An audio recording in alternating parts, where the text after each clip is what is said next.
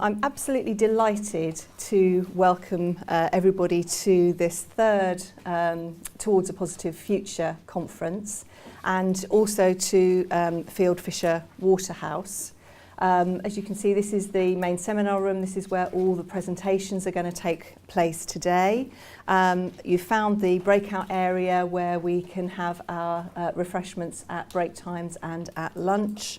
And there is a cloakroom facility in the main reception outside of this room. So if you do have any coats or bags that you want to get rid of, they're more than happy to take those from you and put them in the cloakroom. And the toilets are just the other side of the reception area.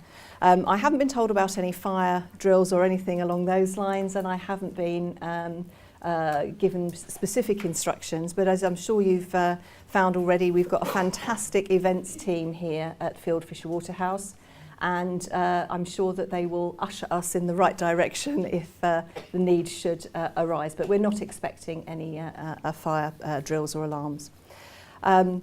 The often question that I'm asked is why I started this particular conference, and it was basically came from the book that I was commissioned to put together, and there are copies available at the back if you want to have a look at those later.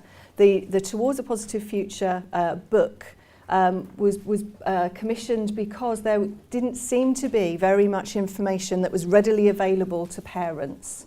And when I looked to see what courses and conferences were available, a lot of them are incredibly expensive, and therefore parents just weren't able to access it. Having said that, when I started organising the conferences, they are expensive events to put on. But I think that that our aim is to try to find partners that we can link with, so that together we can put on conferences that are good quality CPD for the professionals that come along and are a reasonable cost to those professionals, but also that we want to have a good mix within the audience of people from different professions, and also as many parents as possible, because I think it's by getting parents and the professionals talking together that we will actually get the information out to where it needs to be. We've got a fantastic lineup of speakers today, but I think that I do want to focus people's attention onto the parents' perspective. So I'm actually going to do what I did at the conference last June, so apologies for those people who were here last year. I'm actually going to use a presentation that was put together by Debs Aspland and the Kent group of parents, and I know that Debs, who's one of our speakers later on this morning, will be able to sort of say how it was put together. But I think that it just focuses, with my background as an expert witness, a speech and language therapist and a parent, it just focuses the mind from a parent's perspective. It makes me cry every time I watch it. The reason is because we just get on with it, and we assume that everybody else is doing better than we are.